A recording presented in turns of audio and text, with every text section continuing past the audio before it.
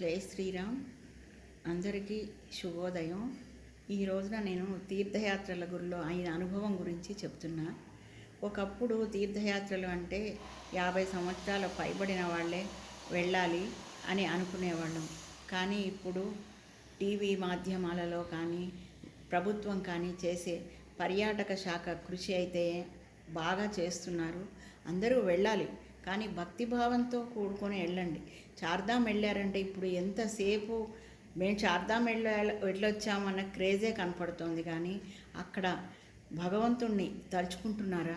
అసలు ఏమాత్రం తలుచుకోవట్లేదు కదా. చార్ధామే కాదు, మిగతా వాటికి కూడా క్రేజ్ తప్ప ఏం కనపడట్లేదు.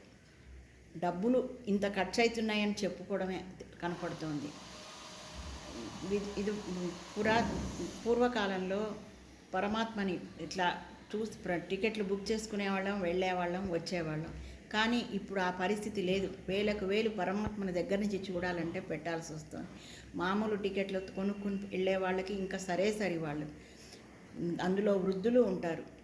ఎన్ని రూల్స్ ఉంటున్నాయంటే చిన్న సీనియర్ సిటిజన్స్ కనుక్కొని కూడా ఎక్కడికైనా సరే వాళ్ళు చూసే చూపులు కూడా నిజంగా నేను భరించలేకపోతున్నాను. వాళ్ళు చెప్తున్నారు సీనియర్ సిటిజన్కి, హ్యాండిక్యాప్డ్ వాళ్ళకి ఇట్లా అని, కానీ అసలు నిజంగా మన తపన అనేది ఉంటే 50 సంవత్సరాల ముందే పిల్లలతోని జాగ్రత్తగా వెళ్ళిరండి. ఆ పిల్లలు కూడా వాళ్ళకు పెద్దోళ్ళు అయిపోతుంటే వాళ్ళకి శక్తి ఉండదు, వాళ్ళ పిల్లలు అందుకని 50 సంవత్సరాల లోపే వెళ్ళండి, పరమాత్మని సేవించుకోండి. ఆ అనుభూతిని మేము ఆ టైంలో అట్లా వెళ్ళామని ప్రశాంతతతోని అనుభవించండి ఆ అనుభూతిని. అంతేగాని ఈ క్రేజ్తో మాత్రం పోకండి. అక్కడ వ్యాపారమే అయిపోయింది నిజంగా. ఇప్పుడు మొన్న మా చుట్టాలు వాళ్ళు వెళ్ళొచ్చారు, లక్షల్లో పెట్టారట, కానీ ప్రశాంతత దర్శనమే దొరకలేదు.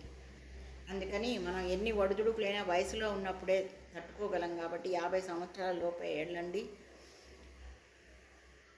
ఇది నేను మీకు మనవి చేస్తున్నా అంతే. ఇంకా తిరుపతి కూడా ఇప్పుడు నాకు వెళ్ళాలని ఎంత ఉన్నా నేను నిజంగా వెళ్ళలేకపోతున్నా.